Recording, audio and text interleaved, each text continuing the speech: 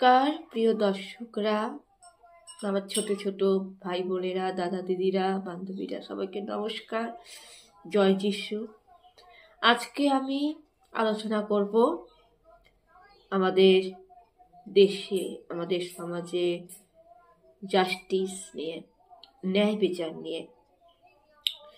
আজকে 18ই জানুয়ারি, আজকে অভয়া আরজিকর কাণ্ডে অভয়া দিদির মৃত্যুর সেই ন্যায় বিচার হবে। আজকে হচ্ছে রায় ঘোষণা করা হবে। আমরা জনগণ, দেশবাসী অনেক আশায়, অনেক স্বপ্নে, অনেক অপেক্ষায়, অনেক প্রত্যাশা নিয়েছিলাম যে এটা সঠিক বিচার এবং নির্যাতিত মেয়েটির পরিবার, সে অভয়া দিদির পরিবার যাতে সঠিক ন্যায় বিচার পায় এবং অপরাধী যাতে কঠিন থেকে কঠিনতম শাস্তি হয়, তার আশায় আমরা ছিলাম। এবং এর জন্য অনেক আন্দোলন, অনেক কিছু হয়েছে, অনেক অভিযান, অনেক আন্দোলন হয়েছে। আজকে হচ্ছে সেই দিন। কিন্তু আমরা খুব একটা বেশি খুশি নই, খুব একটা কিন্তু আমরা সন্তুষ্ট নই। তার কারণ আসল অপরাধীরা তো জামিন পেয়ে গেল। সন্দীপ ঘোষ জামিন পেয়ে গেল। যে পুলিশ কিনা প্রমাণ লোপাট করতে ব্যস্ত ছিল, যে পুলিশ কিনা অপরাধীদের আড়াল করার চেষ্টা করেছিল, যে পুলিশ কিনা সব জানতো যে কারা কারা অপরাধী, যে পুলিশ কিনা প্রমাণ লোপাট করতে মদত দেয়, যে পুলিশ কিনা গ্রেপ্তার হয়, সেই ক্রিমিনাল টালা থানার ওসি অভিজিৎ মণ্ডল কিন্তু ছাড়া পেয়ে গেল। সেই পুলিশটাই তো দুর্নীতি করলো, সেই পুলিশই ছাড়া পেয়ে গেল। আর সন্দীপ ঘোষ, সে তো মূল অভিযুক্ত, সেই তো আসল কালপিট, সে ছাড়া পেয়ে গেল। আরো অনেকেই ছিল, তারা সবাই ছাড়া পেয়ে গেল। শুধু সঞ্জয় রায়ের শুধু ফাঁসি হলো।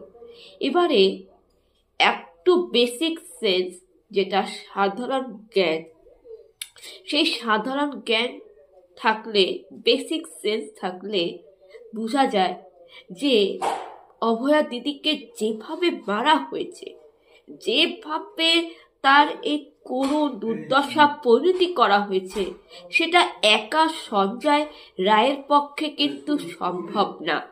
তার কারণ বলতে গেলে এটা কিন্তু একটা গ্যাং রেপ। আর গ্যাং রেপ এটা কিন্তু অনেকে মিলে কিন্তু সেই অভয়া দিদিকে রেপ করেছিল, দলবদ্ধভাবে অনেকেই রেপ করেছিল। আর খুনটা যেভাবে হয়েছে সেটা একা সঞ্জয় রায় করেনি, অনেকেই জড়িত। বলতে গেলে 18-20 জনের মতন এরকমই জড়িত রয়েছে। তার কারণ আমরা সবাই নিউজ দেখি, আমরা এবিপি আনন্দ, রিপাবলিক বাংলা, TV9 বাংলা, জি24 ঘন্টা, অনেক কিছু দেখি। এবং আমাদের সোশ্যাল মিডিয়া, আমাদের ইউটিউব, ইনস্টাগ্রাম, গুগল, ফেসবুক সবই দেখি, আমরা অনেক খবর দেখি।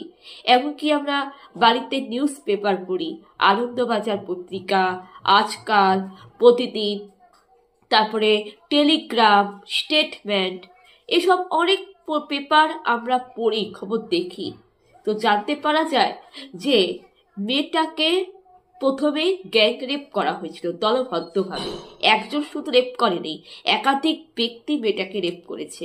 এমনকি তার দেওয়ালে তাকে মাথা ঠুসে মেরেছে, মুখ থেতলা করে দিয়েছে, দাঁতের চোয়াল ভাঙা, দাঁত ভাঙা, মুখের মধ্যে আঘাত, মুখের ড্যামেজ, পিঠে ড্যামেজ, পিঠের ওপর বুট জুতা পরে হেঁটে যাওয়া, গলার হাড় ভাঙা, গলার নালি ভেঙে দেওয়া, মাথার পিছনে আঘাত করা, হাত ভাঙা, পা ভাঙা, এমনকি বুকের পাঁজর, বুকের হাড় পর্যন্ত ভেঙে দেওয়া, কোমরের হাড় ভেঙে দেওয়া, ফুসফুসের ড্যামেজ, লিভারের ড্যামেজ, পাকস্থলীতে ড্যামেজ।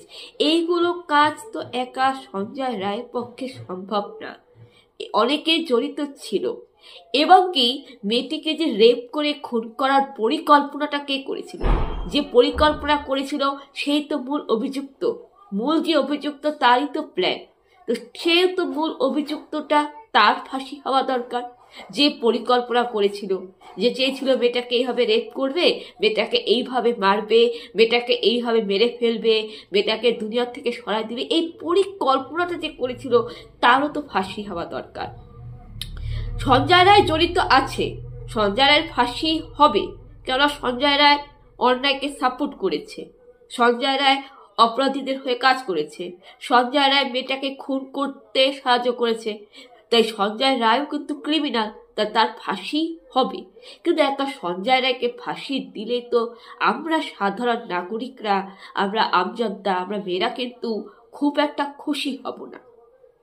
কেননা আমরা খুশি হব তখনই, আমরা সাধারণ নাগরিকরা, আমরা আমজনতারা খুশি হব তখনই যে এই ঘটনার পরিকল্পনা করেছে, যে এই ঘটনাকে প্ল্যান করে সাজিয়েছে তার যদি কঠিন শাস্তি হয়।